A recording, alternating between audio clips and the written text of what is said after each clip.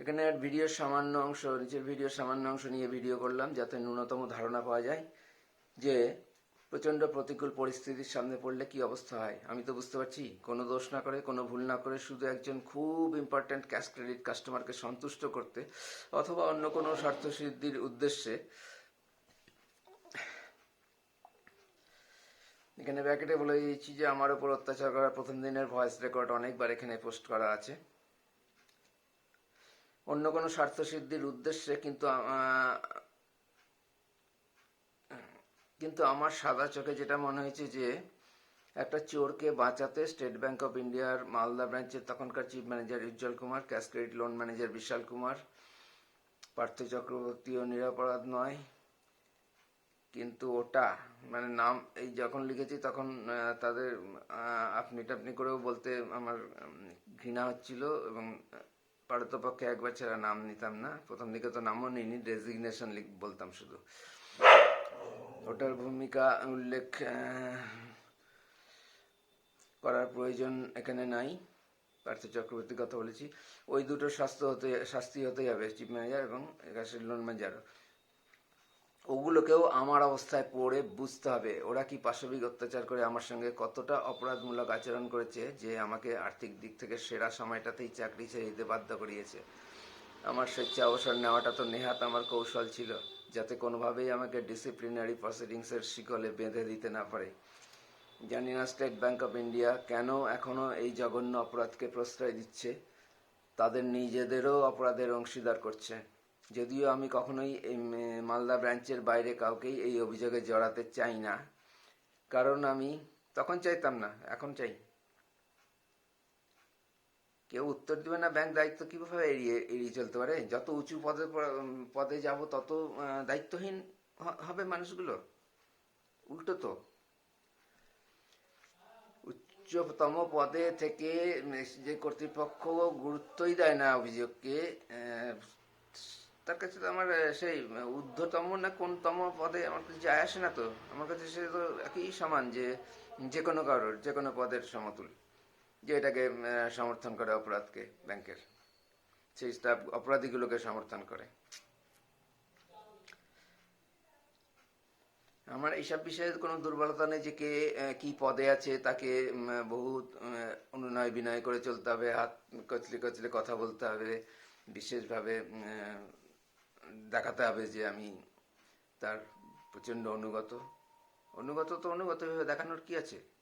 ব্যাংকে আমার 34 বছর 5 মাসের রেকর্ড আছে। আমার পারফরমেন্স, আমার ডিসিপ্লিন, আমার পাংচুয়ালিটি, এগুলো সব রেকর্ড আছে। রেকর্ড থেকে দেখে নিবে।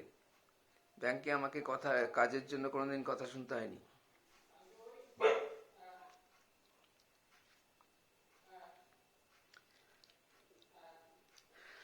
যদিও আমি কখনোই মালদা ব্রাঞ্চের বাইরের কাউকেই এই অভিযোগে জড়াতে চাইতাম না তখন, কারণ আমি দেখেছি সবাইকে বেঁচে থাকতেই সব রকম মূল্যই চুকিয়ে যেতে হয়। এগুলো আবেগঘন কথা বলে লাভ নাই। তখন বলতাম, এখন শরীরটা সামলে নিয়েছি, এখন হচ্ছে আমার ছাড়বো না, জেদ, শাস্তি চাই।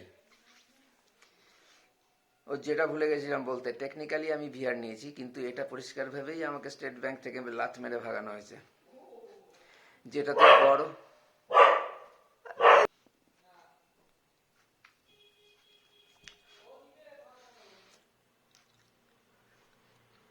টেকনিক্যালি আমি ভিআর নিয়েছি, কিন্তু এটা পরিষ্কারভাবেই আমাকে স্টেট ব্যাংক থেকে লাথ মেরে ভাগানো হয়েছে, যেটাতে বড়, মাঝারি, ছোট ইত্যাদি সবারই সক্রিয় বা নিষ্ক্রিয় সমর্থন ছিল। আরেকজন মহাপুরুষের নাম আমি বলতেই ভুলে যাই, সেটার নাম সফদার হোসেন। এই একটি মহান ব্যক্তি, 35 বছরের চেয়ে বেশি, এটা একটু ভুলে গেছিলাম আসলে। সেই দিনে আমার সেই সময় চাকরি করা ছিল, আমি 34 বছর 10 মাস চাকরি করার পর ভিআর নিয়েছি। আমি 34 বছর 10 মাস চাকরি করেছি।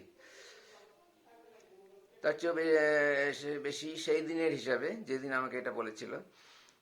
এতটা সময় চাকরি করার পথে কেউ কখনোই আমাকে এই কথা বলেনি। আমার বয়সটা আর মাত্র 5 বছর কম থাকলেই আমি মজা চাখিয়ে দিতাম সফদার হোসেনকে। এরা যেন একটা মামার বাড়ির ব্যাংক নাকি, না কি পৈতৃক সম্পত্তি ভেবে বসে এই সাহেব বলে পরিচিত লোকগুলো, অফিসাররা। আমাকে কোনোদিন কেউ বলেনি, আমাদেরকে কোনোদিন কেউ বাজেভাবেও কথা বলেনি 34 বছর ধরে।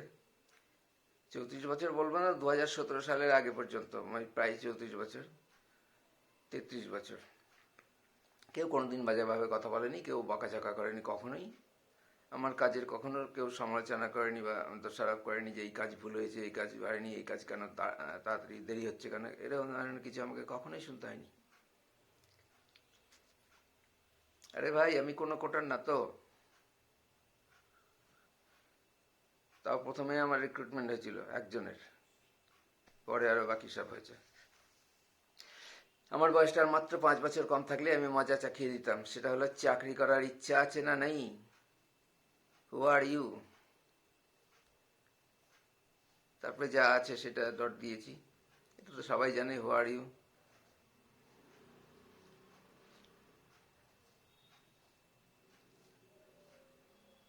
চাকরি করার ইচ্ছা আছে না নেই? মনের মধ্যে আমার পক্ষে যতটা সম্ভব হয় ততটাই খিস্তি আসছে। খিস্তি তো কিছু হবে না, এটাকে ভুলে যাই বারবার, এটাকে জড়াতে। এবং পরবর্তীকালে ব্যাংকের সুপারি নিয়ে আরেকটা পোস্টে আমাকে, ফেসবুকের পোস্ট করে আমাকে আবার হুমকি দিয়েছিল, you did enough, now take rest and chill. ওগুলো সব আছে, খুঁজে খুঁজে বের করে ওগুলো দিব। এই সফদার হোসেন, জানি না এখন চাকরি করছে না শেষ হয়ে গেছে না কোথায় আছে আমি জানি না। আমি বহুবার বহু স্টাফকে, উচ্চ পদাধিকারীদের ঠিক এই কথাটাই বলতে শুনেছি। মনে হচ্ছে চাকরিটা তারাই দিয়েছে, কিন্তু আমাকে ওই দিনের আগে কখনো কেউ বলেনি।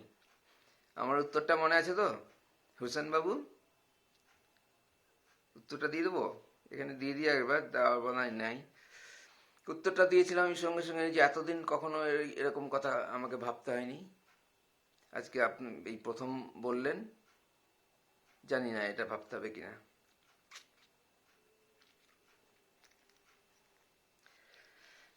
হোসেন বাবু।